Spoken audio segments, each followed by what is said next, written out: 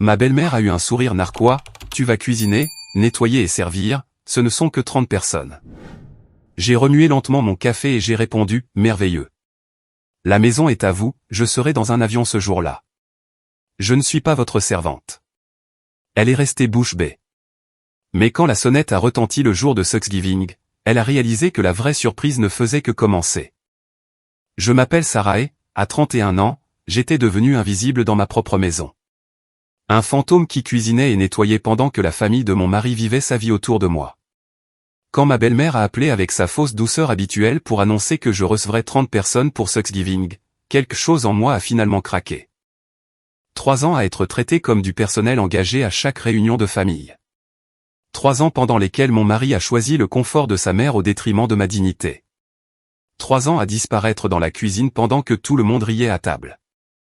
Cette fois, ce serait différent. Cette fois, quand j'ai souri et dit « Parfait, mais je ne serai pas là », je le pensais de tout mon cœur. Ce qui s'est passé ensuite a tout changé.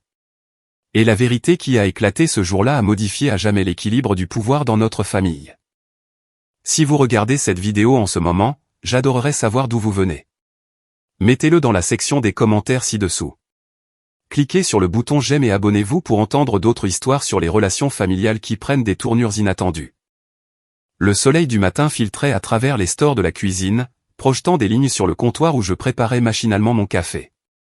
Même routine, même tasse, même épuisement qui n'avait rien à voir avec le sommeil et tout à voir avec la vie dans laquelle j'étais tombé. Je m'appelle Sarah et, à 31 ans, j'étais devenu quelque chose que je n'aurais jamais pensé être. Invisible dans ma propre maison, un fantôme qui cuisinait et nettoyait pendant que de vraies personnes vivaient leur vie autour de moi. La cafetière gargouilla ses dernières gouttes alors que je fixais mon reflet dans la porte du micro-ondes. Quand avais-je commencé à avoir l'air si fatigué? Quand l'étincelle dans mes yeux s'était-elle estompée pour devenir cette acceptation terne? Je connaissais la réponse, bien sûr. Cela avait commencé il y a 3 ans, quand j'avais dit « oui » à Michael, sans réaliser que j'épousais aussi sa mère, Margaret, et son contrôle de faire sur tout ce que son fils touchait, y compris moi. Mon téléphone a vibré contre le comptoir en marbre, la sonnerie spécifique que j'avais attribuée à Margaret, crispant mes épaules avant même que je ne réponde. Sa voix a jailli du haut-parleur avec cette douceur artificielle qui précédait toujours une exigence. « Sarah, ma chérie, j'ai de merveilleuses nouvelles », a-t-elle gazouillé, bien que nous sachions toutes les deux que « merveilleux » dans le vocabulaire de Margaret signifiait « pratique pour Margaret ». J'ai décidé que Thanksgiving se passerait chez toi cette année. N'est-ce pas merveilleux? Toute la famille meurt d'envie de voir ce que tu en feras. J'ai posé lentement ma tasse de café, sentant ce nœud familier se former dans mon estomac. Toute la famille? Oh, oui. Nous 30. Tu as une si belle maison. Mon fils a bien choisi, et il est grand temps que tu reçoives. Je t'enverrai le menu que j'ai prévu. Rien de trop compliqué, juste les 20 plats traditionnels que nous avons toujours. Tu devras commencer les courses cette semaine. Bien sûr, le menu. Elle avait déjà prévu le menu pour le dîner que je cuisinerais dans ma maison. L'audace aurait dû me choquer, mais ce ne fut pas le cas. C'était la manière de Margaret, passant sa vie comme un rouleau compresseur, aplatissant quiconque ne bougeait pas assez vite pour s'écarter de son chemin. J'ai reçu tout le monde chez moi les 6 dernières années, a-t-elle poursuivi, son ton suggérant qu'elle me faisait une énorme faveur, mais je pense qu'il est temps de passer le flambeau. Tu es dans la famille depuis assez longtemps pour t'en occuper. M'en occuper? Comme si j'étais promue servante en chef. Le souvenir du dernier Thanksgiving chez elle m'a submergé comme de l'eau glacée. J'avais proposé mon aide, pensant bêtement que cela me vaudrait une certaine bienveillance, et j'avais fini par passer 14 heures dans sa cuisine pendant qu'elle aboyait des ordres et critiquait chaque tranche, chaque garniture, chaque présentation. Quand le dîner a été servi, elle avait tout présenté comme son propre travail pendant que je me tenais dans un coin, les mains à vif à force de laver la vaisselle, regardant la famille rire et porter un toast à son hospitalité. Je m'étais excusé pour aller dans le garde-manger et j'avais pleuré dans un torchon pendant que 28 personnes savouraient le repas que j'avais en grande partie préparé. L'année d'avant n'avait pas été beaucoup mieux. Pâques, Noël, le 4 juillet. Chaque fête, la même histoire. Sarah cuisine. Sarah nettoie.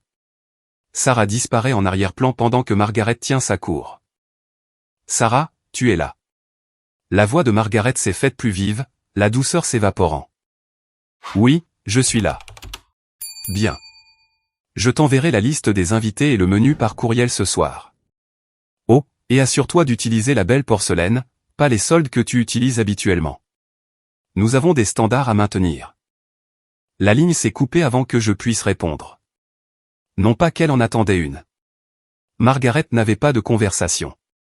Elle émettait des décrets. J'ai entendu les pas de Michael dans l'escalier, cette démarche lourde qui signifiait qu'il vérifiait son téléphone en marchant. Il est apparu dans l'embrasure de la porte, déjà habillé pour le travail dans le costume que j'avais repassé la veille, son attention partagée entre moi et ceux qui se trouvaient sur son écran. C'était maman, a-t-il demandé, bien qu'il connaisse la réponse. Qui d'autre appellerait à 7 heures du matin? Elle a décidé que nous recevions pour Thanksgiving. 30 personnes, il a levé les yeux brièvement, puis est retourné à son téléphone. Oh, c'est bien. La maison a besoin d'un peu de vie. Bien. 30 personnes? Bien. Michael, c'est dans 3 semaines. Je devrais cuisiner pour 30 personnes, nettoyer toute la maison, décorer. Chérie, tu réfléchis trop. Il s'est versé du café de la cafetière que j'avais préparé, sans me regarder. Maman essaie juste de t'inclure davantage. Elle se plaignait que tu n'étais pas assez impliqué avec la famille, et maintenant elle te donne une chance de briller. Une chance de briller? Comme si j'auditionnais pour un rôle que je n'avais jamais voulu. De plus, a-t-il continué, en ajustant sa cravate dans le miroir du couloir, maman a l'habitude des grandes fêtes. Elle le fait depuis des décennies. Tu t'en sortiras. Demande-lui peut-être quelques conseils. Il a embrassé mon front, ce baiser dédaigneux qui signifiait que la conversation était terminée, et s'est dirigé vers la porte. J'ai une réunion tard ce soir. Ne m'attends pas. La porte s'est fermée avec un clic définitif, me laissant seul avec le bruit de l'arrêt automatique de la cafetière et le poids de 30 couverts sur mes épaules. Je me suis affalé sur la chaise de la cuisine, celle avec le pied bancal que Michael promettait toujours de réparer, et j'ai laissé ma tête tomber entre mes mains. Comment en étais-je arrivé là? Ce n'était pas le mariage que j'avais imaginé. Ce n'était pas la vie que j'avais prévue. Mon téléphone a de nouveau vibré. Un texto de ma meilleure amie, Jenna. Un café? Tu as l'air d'en avoir besoin. Elle savait toujours. D'une manière ou d'une autre, Jenna savait toujours. 1 heure plus tard, j'étais assise en face d'elle à notre table habituelle dans le petit café du centre-ville, celui qui faisait des lattes à la lavande et ne jugeait pas quand on commandait 3 pâtisseries pour le petit déjeuner. Jenna a écouté pendant que je racontais la conversation du matin, son expression devenant de plus en plus incrédule. « Laisse-moi voir si j'ai bien compris », a-t-elle dit, en posant sa tasse avec une précision délibérée. « Ta belle-mère t'a dit de recevoir 30 personnes pour Thanksgiving avec un menu qu'elle choisit, et ton mari pense que c'est une chance de briller ou pour toi ?» C'est le résumé, oui. Sarah. Elle s'est penchée en avant, sa voix baissant à ce ton sérieux qu'elle utilisait lorsqu'elle s'apprêtait à dire quelque chose que j'avais besoin d'entendre mais que je ne voulais pas. « Pourquoi t'infliges-tu ça? Quel choix ai-je? C'est sa mère. C'est sa famille. Tu pourrais dire non. » Les mots flottaient entre nous comme une langue étrangère que je n'avais jamais appris à parler. Je ne peux pas simplement dire non à Thanksgiving. Pourquoi pas? Les yeux de Jenna pétillaient de quelque chose. De la colère, peut-être, ou de la frustration. Qu'est-ce qui pourrait arriver de pire? Ils se fâchent? Ils te traitent déjà comme du personnel engagé. Au moins, s'ils sont en colère, ils reconnaissent que tu existes. Ce n'est pas si simple. C'est exactement aussi simple. Tu sais quoi? Ne dis même pas non. Ne le fais tout simplement pas. J'ai ri, mais le son était amer. Bien sûr. Ne pas se présenter à Thanksgiving. Ça va bien passer. Je suis sérieuse.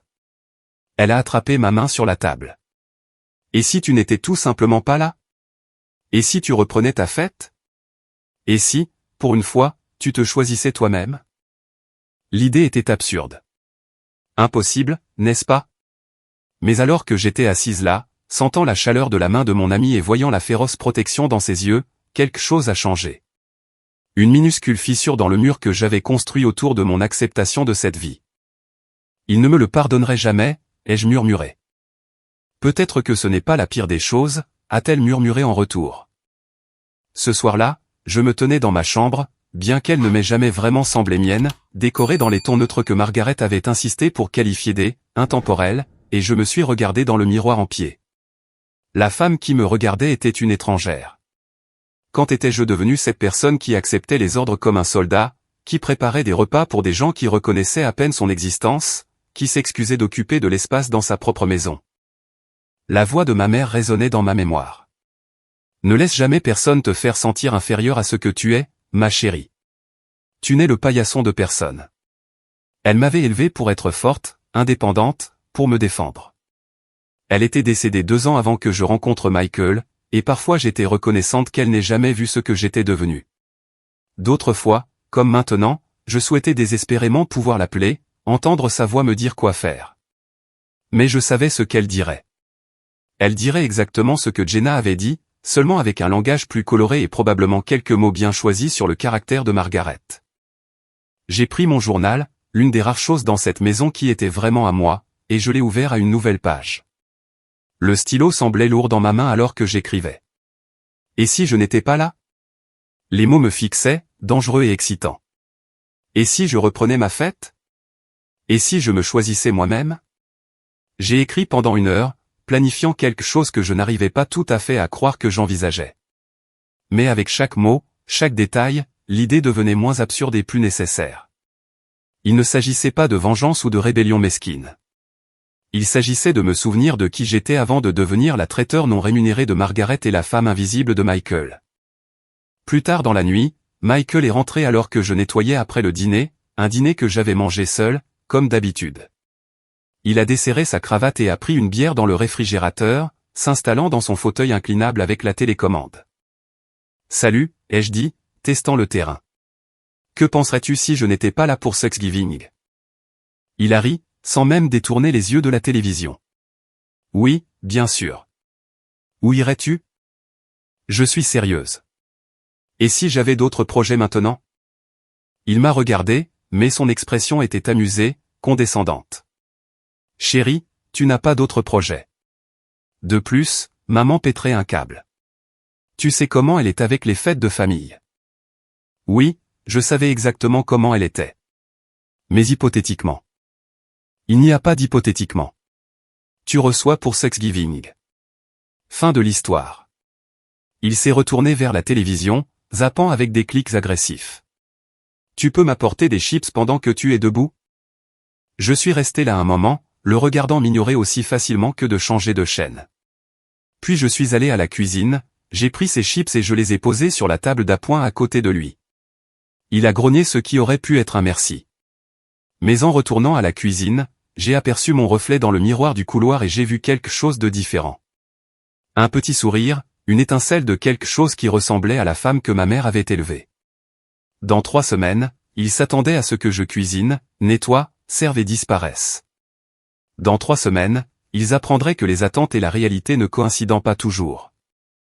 Je suis retourné à mon journal et j'ai écrit une dernière ligne. Je ne serai pas là. Puis je me suis entraîné à le dire dans le miroir, regardant mon visage se transformer à chaque répétition. La femme fatiguée s'estompait, remplacée par quelqu'un que je reconnaissais d'il y a longtemps, quelqu'un qui connaissait sa valeur. Vous voulez que je reçoive pour Thanksgiving, ai-je murmuré à mon reflet, imaginant le visage suffisant de Margaret. Parfait. Mais je ne serai pas là. La prochaine réunion de famille était prévue pour le dîner du dimanche chez Margaret, une torture hebdomadaire déguisée en tradition. J'ai passé la matinée à choisir ma tenue avec soin. Pas la robe à fleurs que Margaret disait toujours me donner un air doux, mais un blazer noir et un pantalon ajusté qui me donnait l'impression de porter une armure. Michael l'a remarqué, fronçant les sourcils alors que j'appliquais du rouge à lèvres dans la voiture. On dirait que tu vas à une réunion d'affaires. J'essaie juste quelque chose de différent, ai-je dit, vérifiant mon reflet une dernière fois. La femme dans le miroir semblait prête pour la bataille. La maison de Margaret s'étendait sur 2 acres de perfection entretenus. Le genre d'endroit qui criait « vieille fortune », même si le père de Michael avait gagné chaque centime en vendant des assurances. Le hall d'entrée à lui seul était plus grand que notre salon, dominé par un lustre qui nécessitait un nettoyage professionnel 2 fois par an, un fait que Margaret mentionnait chaque fois que possible. Les suspects habituels s'étaient déjà rassemblés.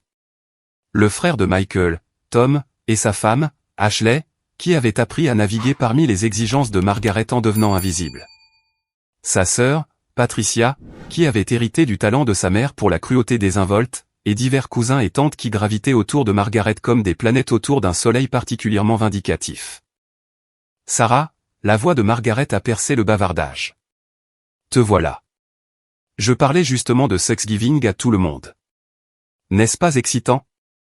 Elle se tenait au centre de son salon, tenant sa cour dans un tailleur crème qui coûtait probablement plus cher que mon budget d'épicerie mensuel. La famille s'était arrangée autour d'elle comme une peinture de la Renaissance, Margaret comme point central, tous les autres n'étant que des personnages secondaires. Si excitant, a renchéri Patricia, son sourire aussi tranchant qu'une lame. Sarah va enfin nous montrer ce qu'elle sait faire. Je veux dire, à part ses habituels. Elle a fait une pause, feignant de chercher ses mots. Plat simple. Quelques cousines ont ricané. Ashley m'a lancé un regard de sympathie mais n'a rien dit. Elle avait appris, comme moi, que parler ne faisait que vous peindre une cible sur le dos. Allons, allons, a dit Margaret avec une fausse magnanimité. Je suis sûr que Sarah sera à la hauteur. N'est-ce pas, ma chère? Après tout, tu as eu 3 ans pour apprendre comment nous faisons les choses. C'était le moment. Le moment que j'avais répété une 12aine de fois devant le miroir. J'ai pris une inspiration, j'ai senti le poids de la force de ma mère dans mes os, et j'ai souri. En fait, Margaret, à propos de Thanksgiving. Oh, oui. Je t'ai envoyé le menu par courriel. Tu l'as vu? J'ai ajouté la recette de farce de ma grand-mère. C'est assez complexe, mais je suis sûr que si tu suis les instructions à la lettre. Parfait, ai-je interrompu, ma voix portant un calme que je ne ressentais pas entièrement. Mais je ne serai pas là. Je ne suis pas votre femme de ménage. La pièce est devenue silencieuse. On aurait pu entendre une mouche voler sur les sols en marbre importés d'Italie de Margaret. Le visage de Margaret a traversé une série d'expressions, confusion, incrédulité, puis ce rire forcé qu'elle utilisait lorsqu'elle gagnait du temps pour formuler une réponse. Oh, Sarah, a-t-elle trié, toi et ton sens de l'humour. Bien que ce soit un peu inapproprié, ne penses-tu pas? Je ne plaisante pas, j'ai soutenu son regard, stable comme un faisceau de phare. Je ne cuisinerai pas le dîner de Thanksgiving. Je ne servirai pas 30 personnes. Je ne serai pas là. La bouche de Patricia s'est ouverte. Tom s'est étouffé avec son whisky. Même les cousins ont arrêté leur conversation pour me regarder. Le sourire de Margaret s'est durci comme du ciment. Je suis sûr que tu es juste dépassé. C'est compréhensible. Patricia pourrait peut-être t'aider avec les courses. Je ne suis pas dépassé. J'en ai fini. Les mots ont résonné, clairs et définitifs. Michael, qui était de l'autre côté de la pièce en train de discuter de golf avec Tom, a finalement remarqué la tension. Il s'est précipité, le visage rouge. Qu'est-ce qui se passe? Ta femme, a dit Margaret, sa voix dégoulinant de venin déguisé en inquiétude, semble avoir une sorte de crise. J'ai une prise de conscience, ai-je corrigé. Je ne recevrai pas pour Thanksgiving. Trouvez un autre lieu. Michael m'a attrapé le bras. Pas assez fort pour faire mal, mais assez fermement pour transmettre sa panique. Je peux te parler en privé. Il m'a pratiquement traîné dans le bureau de Margaret, fermant la porte derrière nous avec une fureur à peine contenue. Mais qu'est-ce que tu fabriques, a-t-il sifflé. Tu viens d'embarrasser ma mère devant tout le monde. Elle s'est embarrassée elle-même en supposant que je me conformerais à ses exigences. Des exigences? Elle t'inclut. C'est ce que tu voulais, n'est-ce pas? Faire partie de la famille. J'ai ri, et ça a dû paraître déséquilibré car il a reculé d'un pas, faire partie de la famille. Michael, je suis le personnel. Je suis celle qui cuisine pendant que tout le monde mange. Je suis celle qui nettoie pendant que tout le monde se détend. Ta mère ne veut pas que je fasse partie de la famille. Elle veut que je serve la famille. Tu es dramatique. Ah oui? Quand est-ce que ta mère m'a demandé pour la dernière fois des nouvelles de mon travail? De mes centres d'intérêt? Quand est-ce que l'un d'eux a eu une conversation avec moi qui ne portait pas sur ce que je pouvais faire pour eux? Il a passé sa main dans ses cheveux, ce geste qu'il faisait quand la réalité menaçait de pénétrer sa bulle de déni. Écoute, excuse-toi. Dis que tu es stressé par le travail ou quelque chose comme ça. On va arranger ça. Non, Sarah. Non, Michael. J'en ai fini d'arranger les choses. J'en ai fini de prétendre que c'est normal. J'en ai fini d'être invisible dans ma propre vie. Tu ferais mieux de régler ça, a-t-il dit, sa voix basse et menaçante d'une manière que je n'avais jamais entendue auparavant. C'est ma famille. Et je suis ta femme. Ou est-ce que ça n'a pas d'importance? Il n'a pas répondu, il est juste sorti en trombe, me laissant seul dans le bureau de Margaret, entouré de photos de réunions de famille où je n'apparaissais sur aucune d'entre elles.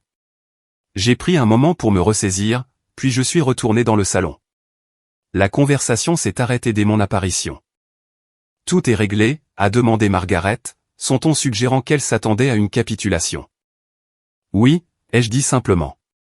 Je serai en voyage pendant Thanksgiving. Vous devrez prendre d'autres dispositions. Puis je suis sorti, laissant Michael trouver des excuses ou non. Je ne m'en souciais plus. Le lendemain matin, j'ai ouvert mon ordinateur portable et j'ai commencé à chercher des locations de chalets. Je voulais quelque chose d'isolé, de paisible, tout le contraire du cirque de Thanksgiving de Margaret. Je l'ai trouvé à la 3e page de résultats, un modeste chalet sur le lac Serenity, à 2 heures au nord, entouré de rien d'autre que des arbres et de l'eau. Les photos montraient une cheminée en pierre, une terrasse surplombant le lac et, surtout, une solitude bénie. Je l'ai réservé pour 5 jours, du mercredi au dimanche. Le courriel de confirmation ressemblait à la liberté sous forme numérique. Mais je n'avais pas fini. Si j'allais brûler ce pont, autant y ajouter quelques feux d'artifice. J'ai appelé Maison Blanc, le service de traiteur haut de gamme de la ville, et j'ai organisé la livraison d'un dîner complet de Thanksgiving pour 30 personnes à notre adresse le jeudi à midi.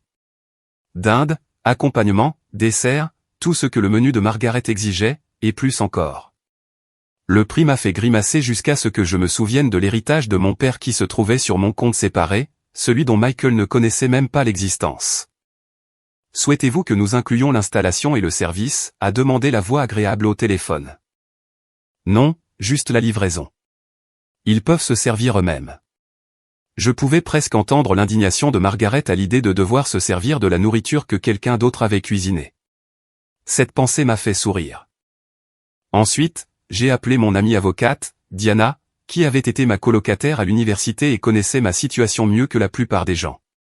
J'ai besoin d'une faveur, ai-je dit. Une livraison le jour de Thanksgiving. Ça a l'air intéressant. Quel genre de livraison? Tu te souviens de ces documents sur la maison? Ceux qui prouvent que mon père me l'a laissé avant mon mariage. Diana a sifflé doucement. Tu vas sortir l'artillerie lourde. Je vais être honnête. Tu le feras. Avec plaisir.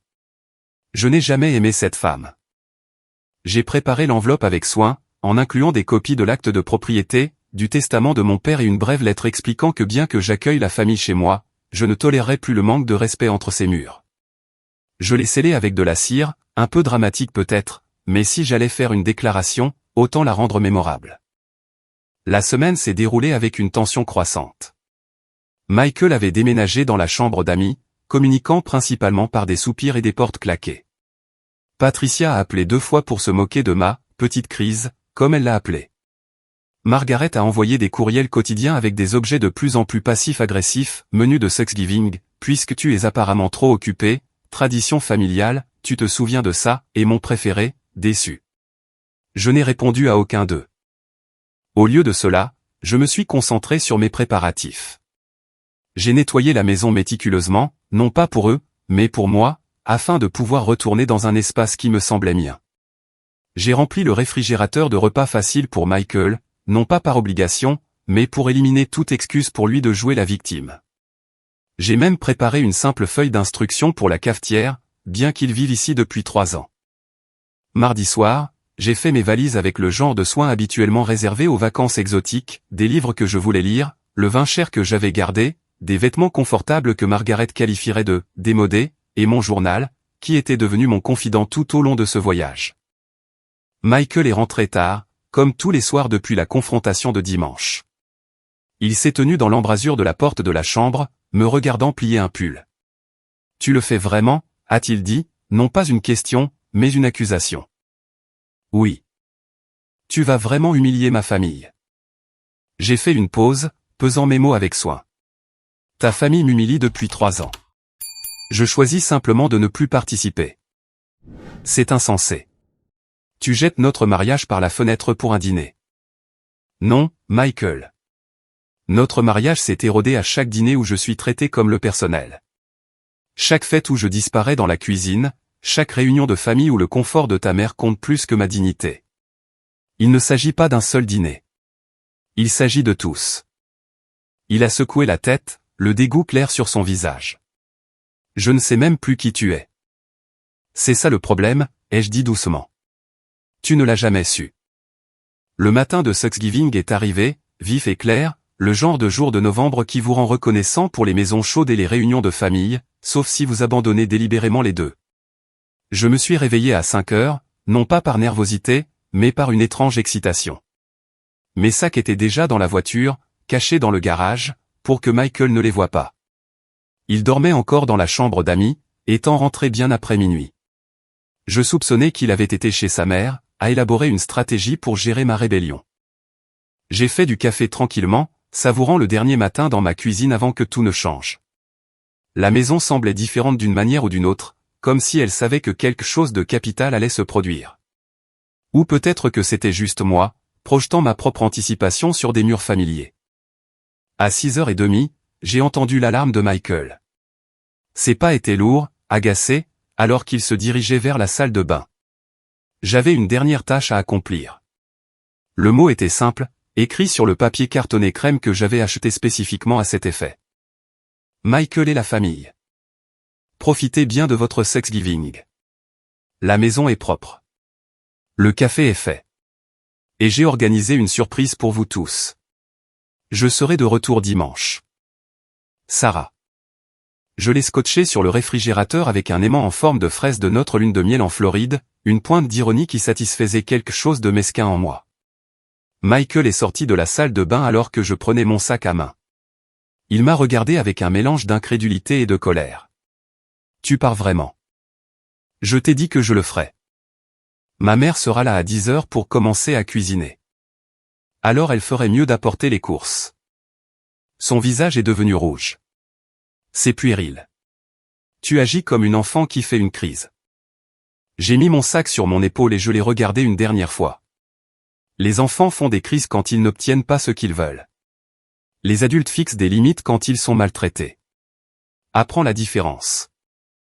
Je suis passé devant lui pour aller au garage, m'attendant à moitié à ce qu'il me suive, qu'il m'attrape le bras, qu'il fasse quelque chose qui montre qu'il se souciait plus de moi que de l'approbation de sa mère. Mais il ne l'a pas fait. J'ai entendu la porte de la salle de bain claquer alors que je démarrais ma voiture. Le trajet jusqu'au lac Serenity était magnifique. Les routes étaient pour la plupart vides, tout le monde étant vraisemblablement à la maison en train de préparer ses propres drames familiaux. Je me suis arrêté dans une petite ville à mi-chemin, prenant du café frais et des pâtisseries dans une boulangerie qui venait d'ouvrir pour la fête. La propriétaire, une femme âgée avec de la farine dans les cheveux, m'a souhaité un joyeux Thanksgiving. Vous le passez en famille, a-t-elle demandé joyeusement.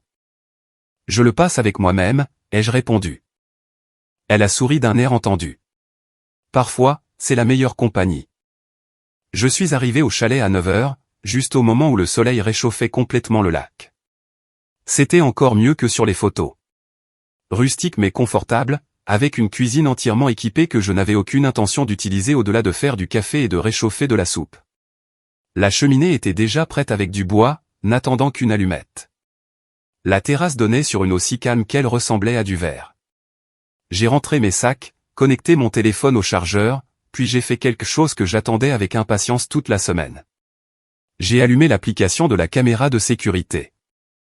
Nous avions installé des caméras après un cambriolage dans le quartier l'année dernière. Michael ne savait pas que j'avais encore l'application sur mon téléphone, ne savait pas que je pouvais surveiller la porte d'entrée, le salon et la cuisine de n'importe où avec un service cellulaire. Je l'avais testé plus tôt dans la semaine, m'assurant que tout fonctionnait. J'ai posé mon téléphone sur la table basse, je me suis versé un verre de vin, oui, à 9h du matin, c'était ma fête, et je me suis installé pour regarder le spectacle. À exactement 10h, la Lexus de Margaret s'est garée dans l'allée. Elle en est sortie vêtue de ce qui semblait être une nouvelle tenue, clairement habillée pour impressionner la famille avec ses talents d'hôtesse. Michael l'a accueilli à la porte, et je pouvais le voir gesticuler frénétiquement, expliquant probablement mon absence. Elle l'a bousculé pour entrer dans la maison, et je suis passé à la caméra de la cuisine juste à temps pour la voir découvrir le mot. Son visage était un chef-d'œuvre d'émotion, confusion, rage, incrédulité, puis pure fureur. Elle a arraché le mot du réfrigérateur et l'a agité devant Michael, qui se tenait là comme un enfant réprimandé. Patricia est arrivée ensuite avec son mari, puis Tom et Ashley, puis les cousins par vagues. Chaque arrivée incitait Margaret à raconter l'histoire, ses gestes devenant plus dramatiques à chaque itération. Je ne pouvais pas entendre les mots, mais je n'en avais pas besoin. Le langage corporel disait tout. À 11 heures, les 30 invités étaient arrivés. La caméra de la cuisine montrait Margaret ouvrant et fermant les placards, ne trouvant que de la vaisselle de tous les jours et des ingrédients de base. Quelqu'un, probablement Ashley, que Dieu la bénisse, a semblé suggérer de commander de la nourriture, mais l'expression de Margaret a mis fin à cette idée immédiatement. Le chaos se construisait magnifiquement. Les cousins se tenaient là maladroitement, les enfants se plaignaient d'avoir faim, et Michael avait l'air de vouloir disparaître dans le sol. Margaret n'arrêtait pas de vérifier son téléphone, m'appelant vraisemblablement, bien que mon téléphone soit resté merveilleusement silencieux sur la table basse. À 11h45, j'ai ouvert un livre et j'ai même réussi à lire quelques pages avant que la notification n'apparaisse sur mon application de sécurité, mouvement à la porte d'entrée. J'ai ouvert le flux pour voir 2 camionnettes de traiteurs arriver. La sonnette a retenti et Michael a répondu, sa confusion évidente même à travers l'image granuleuse de la caméra. L'équipe de Maison Blanc a commencé à décharger des plateaux chauffants, les transportant dans la maison avec une efficacité professionnelle. La caméra du salon montrait les visages stupéfaits de la famille alors que les traiteurs installaient un festin complet de Thanksgiving sur la table de la salle à manger que j'avais débarrassée la veille.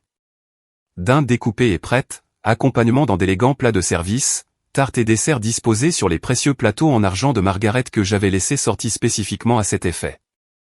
Margaret a trouvé la facture, bien sûr. Les traiteurs en laissent toujours une. Elle l'a fixée, puis la nourriture, puis Michael, qui a levé les mains en signe de confusion évidente. Les cousins, ignorant tout le drame et ayant probablement faim, ont commencé à se servir.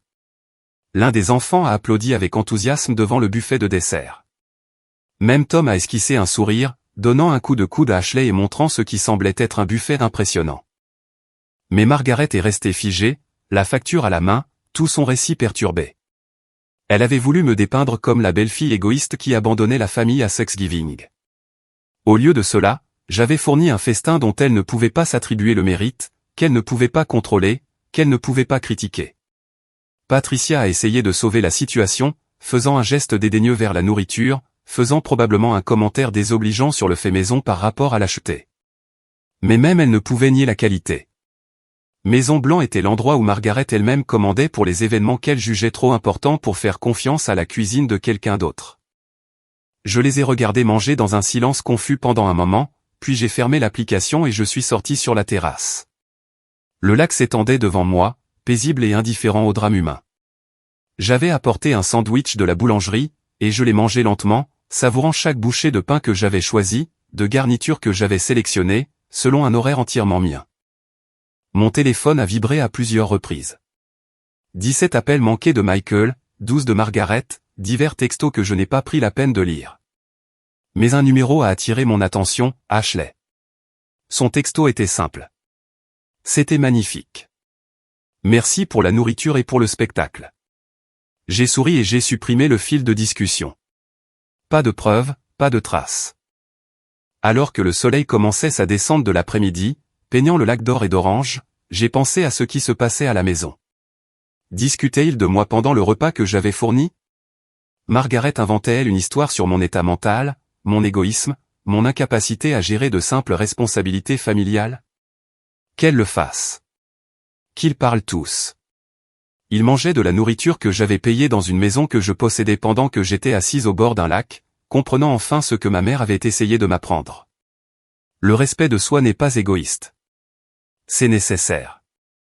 J'ai levé mon verre de vin au soleil couchant, à la mémoire de ma mère, à la femme que je redevenais. Joyeux Thanksgiving, ai-je murmuré au lac, et pour la première fois en 3 ans, je le pensais vraiment. De retour à la maison, comme je l'apprendrai plus tard d'Ashley, le repas avait sombré dans un chaos embarrassant. Margaret a essayé de prétendre qu'elle avait commandé le traiteur comme une surprise, mais la facture à mon nom a révélé le mensonge. Certains parents ont loué la nourriture, d'autres ont demandé pourquoi je n'étais pas là, et quelques-uns, les plus intelligents, ont commencé à rassembler des années d'observation sur la façon dont j'avais été traité. Michael a apparemment bu trop de vin et a fini par se disputer avec Tom à propos de la loyauté et des valeurs familiales, ce à quoi Tom a répondu en demandant pourquoi Michael laissait sa mère traiter sa femme comme du personnel engagé. Le mari de Patricia, habituellement silencieux lors des réunions de famille, a demandé sans détour pourquoi ils prétendaient tous que c'était normal, plongeant Patricia dans des larmes de rage. Les enfants, inconscients du drame des adultes, ont déclaré que c'était le meilleur Thanksgiving de tous les temps parce que personne ne les avait fait attendre pour manger et qu'il y avait 3 sortes de tartes. Alors que le soir tombait sur le lac Serenity, j'ai allumé un feu dans la cheminée du chalet et j'ai ouvert mon journal. Demain apporterait des conséquences, des confrontations, des ultimatums. Mais ce soir, pour la première fois depuis des années, je me sentais moi-même. Pas la femme de Michael, pas la chef personnelle de Margaret, pas la femme invisible dans le coin. Juste Sarah. Et c'était suffisant. C'était tout. Le lendemain de Thanksgiving est arrivé avec un brouillard roulant sur le lac Serenity, transformant le monde en une aquarelle de gris et d'argent. J'avais mieux dormi que depuis des mois, me réveillant naturellement sans réveil ni anxiété de ce que Margaret pourrait exiger ce jour-là. Mon téléphone avait finalement cessé de vibrer vers minuit. 63 appels manqués au total, 48 messages textes et 12 messages vocaux que je n'avais aucune intention d'écouter. Le silence ressemblait à un luxe que j'avais oublié. J'ai fait du café dans la simple cuisine du chalet et je l'ai emporté sur la terrasse, enveloppé dans une couverture que j'avais trouvée dans le placard. Le lac était invisible dans le brouillard, mais je pouvais l'entendre clapoter doucement contre le rivage, un rythme qui correspondait à mon rythme cardiaque enfin stable. À 9 heures, j'ai allumé une dernière fois mon application de sécurité téléphonique. La maison était vide, à l'exception de Michael, qui était assis à la table de la cuisine, la tête entre les mains, entouré de récipients de restes de traiteur. Il avait l'air mal en point, parasé, toujours dans les vêtements de la veille, l'image d'un homme dont le monde avait basculé sans sa permission. J'ai fermé l'application et j'ai ouvert mon ordinateur portable à la place, curieuse des retombées sur les réseaux sociaux. Margaret entretenait une présence Facebook soigneusement organisée, et plusieurs membres de la famille partageaient abondamment les réunions de famille. Patricia avait été la première à publier à 23 heures le jour de Thanksgiving. Certaines personnes ne méritent pas les familles dans lesquelles elles se marient. Reconnaissante pour ceux qui comprennent la loyauté et la tradition. Subtile comme une brique, celle-là. Mais ensuite sont venues les publications intéressantes. La femme de Tom, Ashley, avait partagé une photo de la table des desserts avec une légende, reconnaissante pour la gentillesse inattendue et les esprits généreux. Parfois, les meilleurs cadeaux viennent de ceux qui ne sont même pas présents. Une cousine que je connaissais à peine avait écrit « Thanksgiving intéressant cette année ». Cela fait réfléchir aux dynamiques familiales et à qui fait vraiment le travail par rapport à qui en reçoit le crédit. Matière à réflexion, jeu de mots intentionnel. Et puis il y avait la publication de Margaret, partagée à 2 heures du matin, clairement après plusieurs verres de vin. Déçu par ceux qui abandonnent leur famille quand on a le plus besoin d'eux. Mais nous, les Richardson, nous persistons. Nous ne fuyons pas nos responsabilités. La section des commentaires était un champ de bataille. Certains parents offraient leur soutien. D'autres posaient des questions pointues sur ce qui s'était passé. Et quelques âmes courageuses suggéraient que j'avais peut-être mes raisons. Un commentaire de la grand-tante de Michael a attiré mon attention. Margaret, ma chère, il est peut-être temps de te demander pourquoi elle a ressenti le besoin de partir. J'ai tout capturé en capture d'écran, pas dans un but particulier, mais comme preuve que je n'imaginais pas la division qui se formait dans le récit familial. Mon téléphone a sonné. Ashley, qui appelait, pas de texto. J'ai hésité un instant, puis j'ai répondu. Sarah, Dieu merci. Tu vas bien? Je vais bien, Ashley. Mieux que bien, en fait. Où es-tu? Quelque part de paisible. C'était si terrible que ça après le dîner? Ashley a ri, mais le son était étrange. Terrible? Margaret a essayé de tenir sa cour comme d'habitude, mais les gens n'arrêtaient pas de demander où tu étais. Puis quelqu'un a fait remarquer que tu avais payé pour toute la nourriture, et elle a perdu les pédales. Elle a commencé à fulminer sur les femmes ingrates qui ne comprennent pas les valeurs familiales. Ça lui ressemble bien. Mais voilà le truc. Tout le monde n'était pas d'accord avec elle. Tom t'a défendu. Il a dit qu'il t'avait vu t'épuiser à chaque réunion de famille pendant que nous autres restions assis. Margaret l'a traité de traître. Tom m'a défendu? Je ne pouvais pas cacher ma surprise. Tom avait toujours semblé aussi soumis à Margaret que Michael. Quelque chose a changé hier, Sarah. Le masque est tombé et les gens ont vu comment les choses sont vraiment. Même le mari de Patricia a fait un commentaire sur le fait que la famille profitait de toi. Et Michael. Ashley a fait une pause. Il s'est saoulé. Très saoulé. Il n'arrêtait pas de t'appeler, laissant des messages vocaux de plus en plus furieux. Tom a fini par lui prendre son téléphone et l'a ramené à la maison. Il est censé aller chez Margaret pour le Black Friday aujourd'hui, mais je ne pense pas qu'il soit en état pour ça. Black Friday. L'autre tradition de Margaret. Traîner la famille dans les magasins à l'aube pour acheter des décorations de Noël qu'elle déclarait inévitablement inadéquates. Une autre performance où l'on attendait de moi que je porte les sacs et que j'aille chercher le café pendant qu'elle critiquait les choix de cadeaux de tout le monde. Ashley, puis-je te demander quelque chose? Pourquoi n'as-tu jamais rien dit? Toutes ces fois où tu as vu comment elle me traitait. Un long soupir. Parce que je suis une lâche. Parce que Tom et moi économisons pour acheter une maison et Margaret a promis de nous aider avec la compte. Parce que je me suis convaincu que ce n'était pas mes affaires.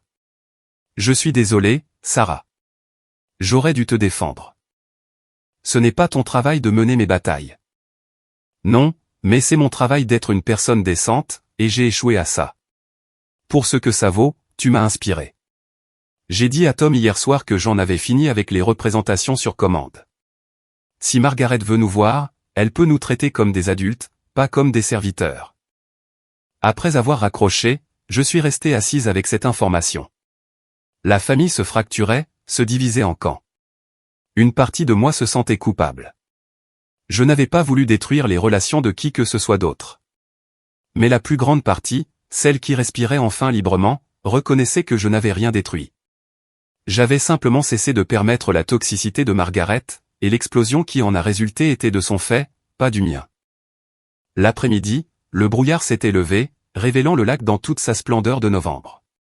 J'ai fait une longue promenade le long du rivage, ramassant des pierres lisses et les faisant ricocher sur l'eau comme je le faisais enfant. Chaque pierre qui coulait ressemblait à un autre poids levé de mes épaules. Quand je suis retourné au chalet, j'avais 3 nouveaux messages vocaux de numéros que je ne reconnaissais pas.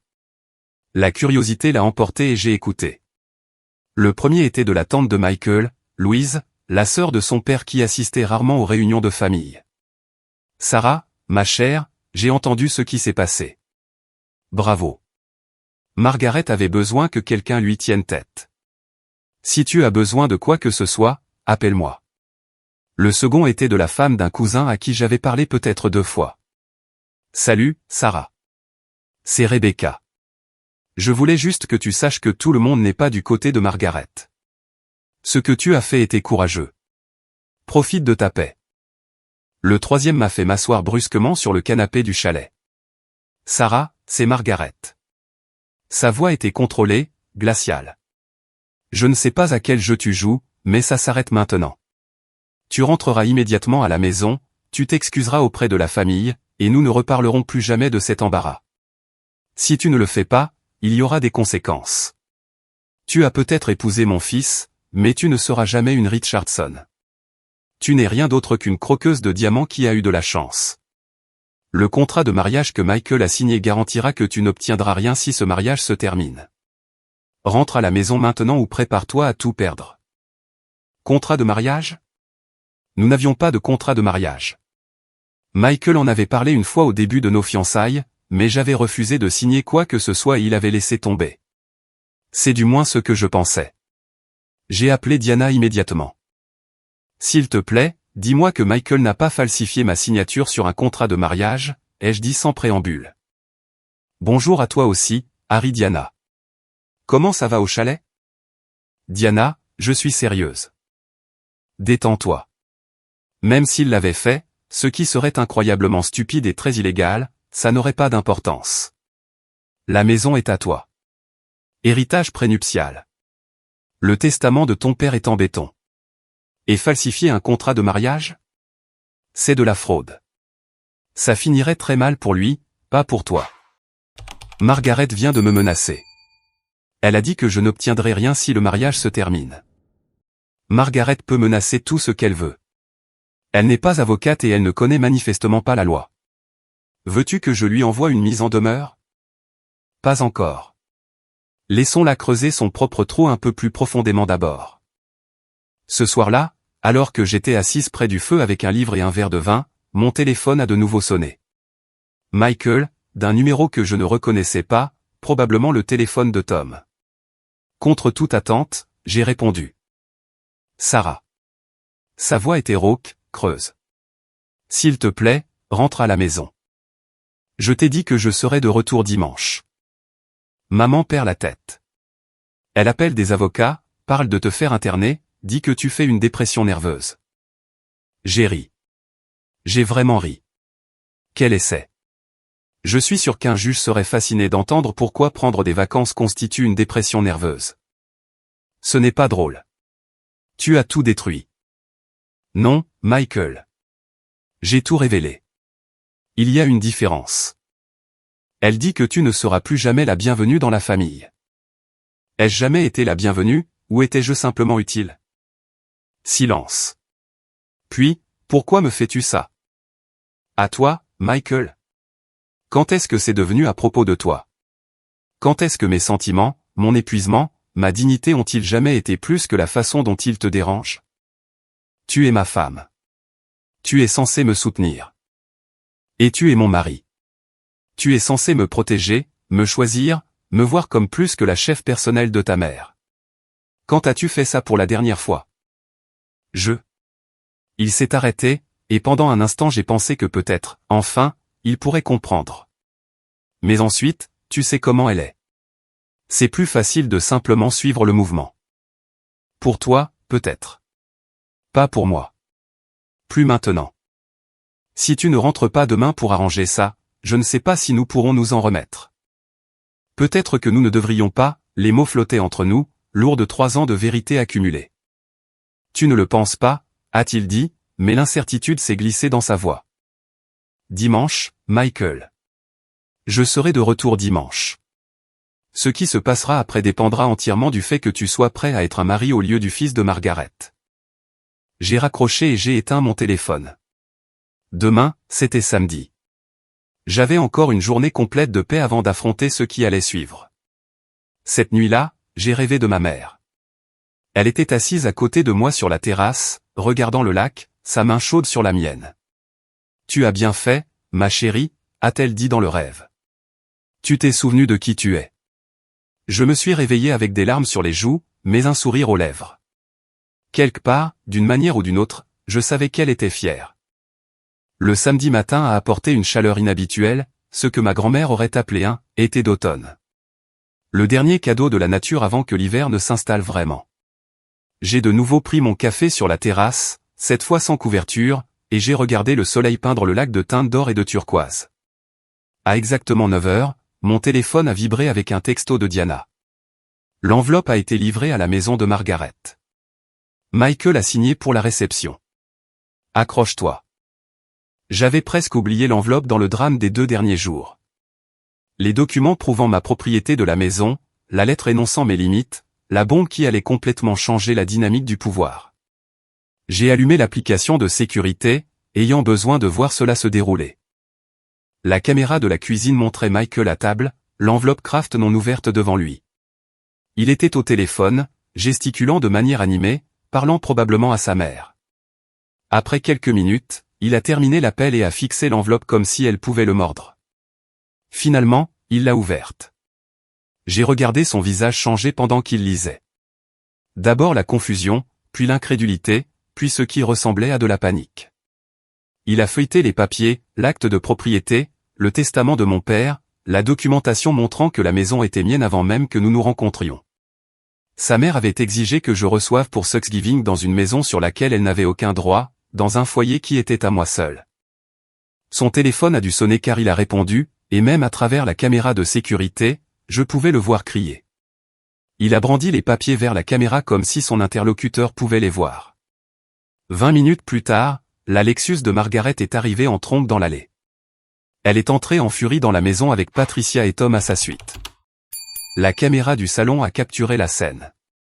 Michael leur montrant les papiers, Margaret les lui arrachant des mains, Patricia faisant les 100 pas comme un animal en cage, et Tom, étonnamment, assis calmement sur le canapé, presque souriant. La bouche de Margaret bougeait rapidement, son visage rougissant. Elle a jeté les papiers sur la table basse et a pointé du doigt Michael, le réprimandant clairement. Patricia s'est jointe à elle, s'acharnant sur lui. Mais Tom a ramassé les documents et les a lus attentivement, secouant parfois la tête. Puis Tom a dit quelque chose qui a fait que Margaret s'est retournée contre lui. Ils se sont disputés, Tom tenant bon pendant que Margaret devenait de plus en plus agitée. Finalement, Tom s'est levé, a dit quelque chose directement à Michael, et est sorti. À travers la caméra de la porte d'entrée, je l'ai vu monter dans sa voiture et s'éloigner, laissant Margaret et Patricia le regarder partir, choqués. Mon téléphone a sonné. Ashley. Sarah, tu ne vas pas croire ce qui vient de se passer.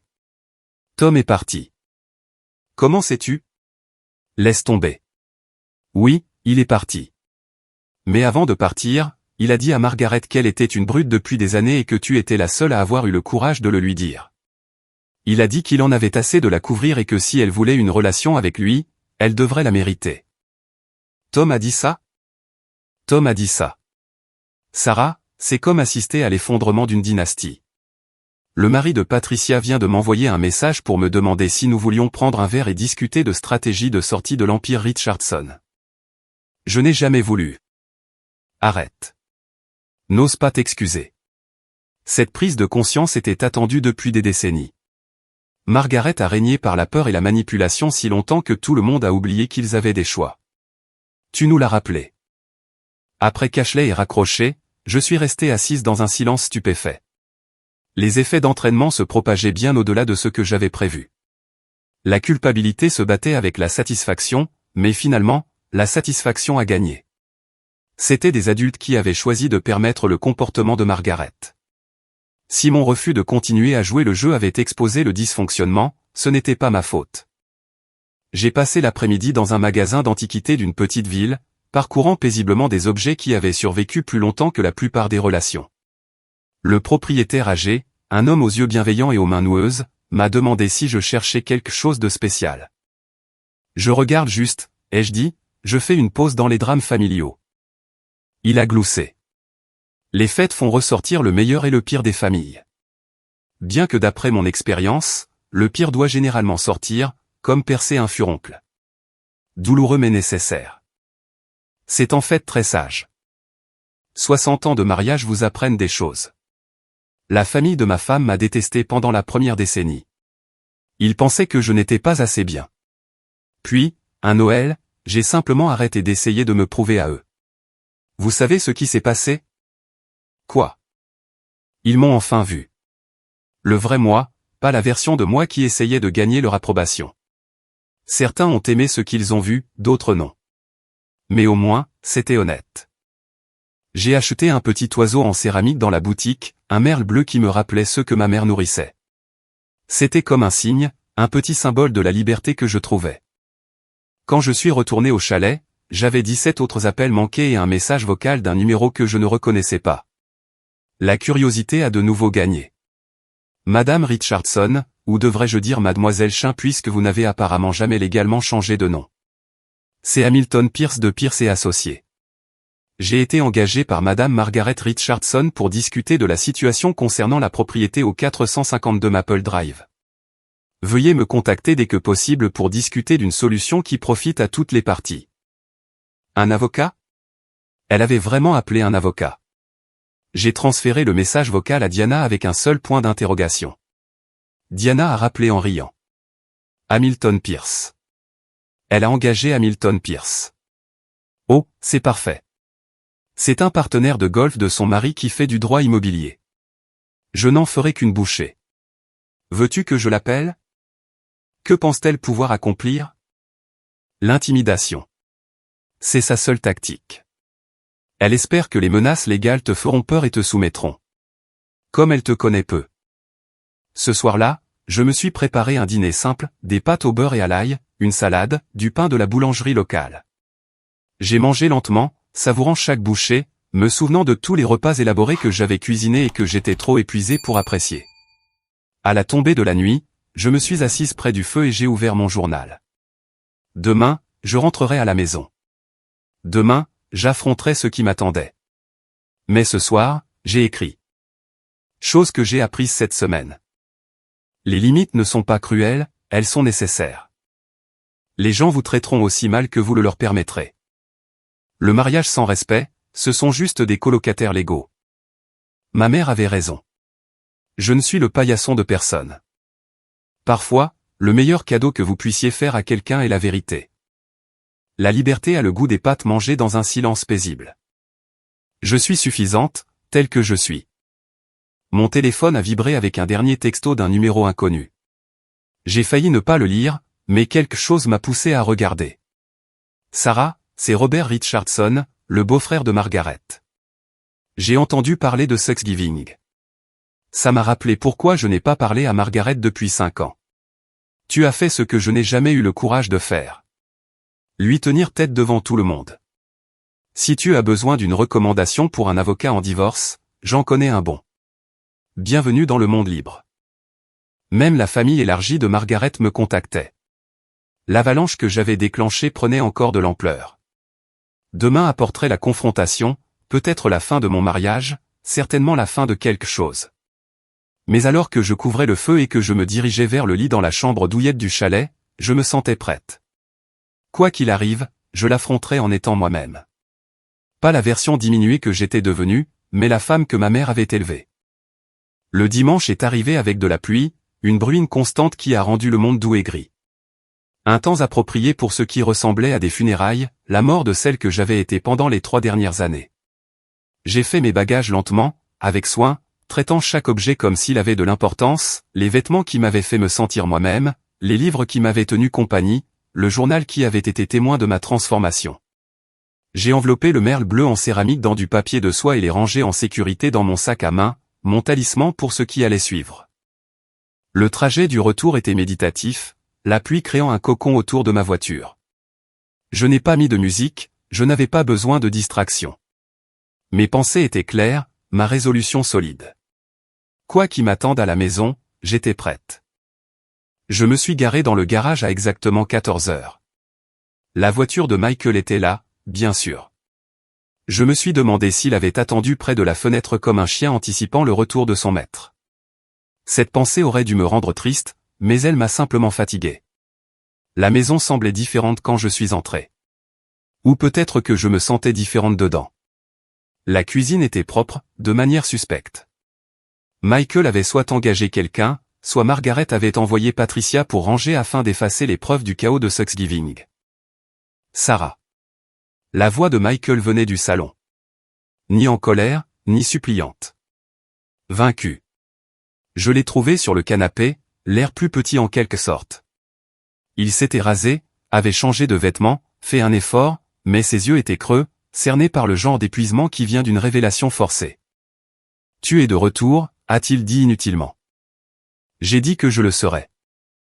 Nous nous sommes regardés de part et d'autre de la table basse où le contenu de l'enveloppe était étalé comme des preuves dans un procès. « Pourquoi ne m'as-tu pas parlé de la maison ?» a-t-il finalement demandé. « Quand l'aurais-je fait ? Quand toi et ta mère la redécoriez sans me le demander ? Quand elle critiquait mon choix de rideau dans ma propre maison ? Quand tu me disais que je devrais être reconnaissante de vivre dans un si bel endroit ? » Il a tressailli. « Il faut qu'on parle. » Oui, en effet. Mais d'abord, j'ai besoin que tu comprennes quelque chose. Ce n'est pas une négociation. Je ne demande pas la permission d'être traité avec respect dans ma propre maison. J'énonce des faits. Cette maison est à moi. Mes limites ne sont pas négociables. Ta mère n'est plus la bienvenue ici à moins qu'elle ne puisse me traiter comme son égale. Et tu dois décider si tu es mon mari ou son fils, parce que tu ne peux plus être les deux. Ce n'est pas juste. Juste ? J'ai ri, mais il n'y avait pas d'humour dedans. Était-ce juste quand j'ai passé 14 heures à cuisiner le dernier Thanksgiving pendant que vous étiez tous assis à boire du vin ? Était-ce juste quand ta mère m'a appelé le personnel au mariage de ton cousin ? Était-ce juste quand tu m'as dit que je réagissais de manière excessive à chaque fois que j'essayais de te dire à quel point j'étais malheureuse? C'est ma mère. Et je suis ta femme. Ou je l'étais. Je ne suis plus sûr de ce que nous sommes maintenant. La sonnette a retenti avant qu'il ne puisse répondre. Nous nous sommes figés tous les deux. Puis le visage de Michael est devenu pâle. Je ne l'ai pas invité, je le jure. Mais je savais qui c'était avant d'ouvrir la porte. Margaret se tenait sur mon porche. Oui, mon porche. Elle avait l'air d'avoir vieilli de 5 ans en 3 jours. Patricia la flanquait, mais il y avait quelque chose de différent dans sa posture. Moins confiante, plus incertaine. Il faut qu'on parle, a annoncé Margaret, essayant de me bousculer pour entrer dans la maison. Je n'ai pas bougé. Non, il ne le faut pas. Je vous demande pardon? J'ai dit non. C'est ma maison, et vous n'êtes pas la bienvenue ici. Son visage a traversé son cycle familier d'émotions, pour finir sur une rage indignée. Comment osez-vous? J'ose parce que c'est ma propriété et je décide qui entre. Vous pouvez dire tout ce que vous avez à dire de là où vous êtes. Patricia a commencé à parler, mais Margaret a levé la main pour la faire taire. Elle se tenait sous la pluie, de plus en plus mouillée, pendant que je restais au sec dans mon entrée. Le changement de pouvoir était si évident que même Margaret ne pouvait le nier. Vous avez détruit cette famille, a-t-elle sifflé. Non, j'ai révélé ce qu'est vraiment cette famille. Il y a une différence. Vous avez manipulé mon fils. Votre fils est un homme adulte qui a choisi sa mère plutôt que sa femme à chaque occasion. Ce n'est pas de la manipulation. C'est de la déception. Michael est apparu derrière moi. Maman, pars. Le choc de Margaret était presque comique. Tu prends son parti? Il ne devrait pas y avoir de parti, la voix de Michael s'est brisée. Mais tu les as créés. Tu les crées depuis des années, et j'étais trop lâche pour t'arrêter. C'était la première chose honnête que je l'entendais dire depuis des mois. La bouche de Margaret s'est ouverte et fermée comme un poisson hors de l'eau. Patricia a tiré sur son bras. Maman, allons-y. Ça n'aide pas. Mais Margaret avait une dernière carte à jouer. Si tu continues cette rébellion, tu ne reverras plus jamais cette famille. Pas de fête, pas d'anniversaire, pas de soutien quand tu en auras besoin. Tu seras seul. J'ai pensé au message de Tom, d'Ashley, des tantes et des cousins, et même du beau-frère de Margaret. Je ne serai pas seul. Je serai juste libre de vous. Elle a tourné les talons et est retournée à sa voiture, Patricia se dépêchant de la suivre. Alors qu'elle s'éloignait, Michael et moi sommes restés dans l'embrasure de la porte, ne sachant ni l'un ni l'autre quoi dire. Finalement, il a parlé. J'ai reçu un appel de Tom. Il veut savoir si nous envisagerions de recevoir pour Noël. Juste lui, Ashley et quelques cousins qui sont, selon ses propres mots, l'équipe Sarah. Il y a une équipe Sarah. Apparemment. Même tante Louise a appelé, elle a dit qu'elle attendait depuis 40 ans que quelqu'un remette Margaret à sa place. Nous sommes rentrés à l'intérieur, nous asseyant aux extrémités opposées du canapé comme des étrangers négociant un traité. J'ai besoin que tu saches, ai-je dit avec précaution, que je ne suis pas sûr que notre mariage puisse survivre à ça. Trop de choses se sont passées. Trop de choses ont été révélées. Je sais. Sa voix était faible. Je sais que je t'ai laissé tomber. Je le vois maintenant.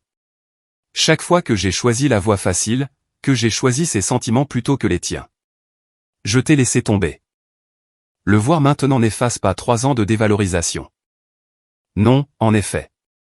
Mais peut-être que ça pourrait être un début.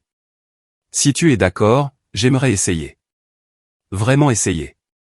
Thérapie, limite avec ma mère, tout ça. Je veux être le mari que tu mérites, pas le fils qu'elle a élevé. J'ai étudié son visage, cherchant l'homme dont j'étais tombé amoureuse avant que l'influence de Margaret ne nous ait tous les deux tordus en des formes que nous ne reconnaissions pas. J'ai besoin de temps, ai-je finalement dit. Et d'espace. Je resterai dans la chambre principale. Tu peux avoir la chambre d'amis. Nous essaierons la thérapie, mais je ne fais aucune promesse. Et ta mère est bannie de cette maison jusqu'à ce qu'elle présente des excuses sincères. Pas à toi, pas par ton intermédiaire, mais à moi directement. Ça pourrait prendre une éternité. Alors ça prendra une éternité. Il a hoché la tête lentement. Et pour Noël? Nous verrons. Un jour à la fois. Ce soir-là, alors que Michael préparait le dîner pour la première fois de tout notre mariage, mal, mais avec effort, mon téléphone a vibré avec un message d'Ashley. J'ai entendu que tu es rentré. J'ai entendu que Margaret s'est fait refouler à la porte. J'ai entendu que Michael a enfin trouvé du courage. Fier de toi. Tom veut commencer une nouvelle tradition, les fêtes des orphelins pour ceux d'entre nous qui ont échappé au régime Richardson. Tu es partante? J'ai souri. Le premier vrai sourire depuis des jours. Je suis partante. Alors que j'étais allongé dans mon lit cette nuit-là, dans ma maison, dans ma chambre, selon mes termes, j'ai pensé au voyage du jeudi matin au dimanche soir. 4 jours qui avaient démantelé 3 ans de dysfonctionnement. Le merle bleu en céramique était posé sur ma table de chevet, captant le clair de lune à travers la fenêtre. Demain apporterait de nouveaux défis, des séances de thérapie, des conversations difficiles, le lent travail de reconstruire un mariage ou d'y mettre fin avec dignité. Margaret intensifierait probablement la situation avant de s'excuser. La division familiale s'approfondirait avant de guérir. Mais rien de tout cela n'avait d'importance ce soir. Ce soir, j'étais chez moi. Pas la maison que j'avais quittée jeudi matin, c'était l'annexe de la mère de Michael, un endroit où j'existais mais ne vivais pas. C'était ma maison maintenant, où mes limites étaient des murs et mon respect de soi était la fondation. J'ai pris mon journal une dernière fois et j'ai écrit « 4e jour de liberté ». Je n'ai pas perdu une famille, j'ai perdu une chaîne. Je n'ai pas gagné la solitude, je me suis gagné moi-même. Je n'ai pas détruit un mariage, j'ai révélé ce qu'il était vraiment. Et s'il ne peut pas survivre à la vérité, il ne mérite pas d'exister. Ma mère serait fière. Je suis fier. Pour la première fois en 3 ans, je suis suffisante. J'ai toujours été suffisante. La pluie avait cessé, laissant le monde lavé et propre. À travers la fenêtre, je pouvais voir des étoiles apparaître entre les nuages. Demain viendrait avec toutes ses complications, mais ce soir, j'étais libre. J'ai fermé le journal et j'ai éteint la lumière. Dans l'obscurité, j'ai murmuré les mots que j'avais eu peur de dire pendant si longtemps. Je me choisis. Et pour la première fois en 3 ans, c'était exactement le bon choix. Avez-vous déjà gardé le silence tout en étant manqué de respect juste pour maintenir la paix? Et qu'est-ce que cela vous a coûté au final? Si l'histoire de Sarah qui reconquiert son amour-propre a résonné en vous, cliquez sur le bouton j'aime et abonnez-vous pour plus d'histoires sur le courage de se choisir soi-même quand tout le monde s'attend à ce que vous les choisissiez eux.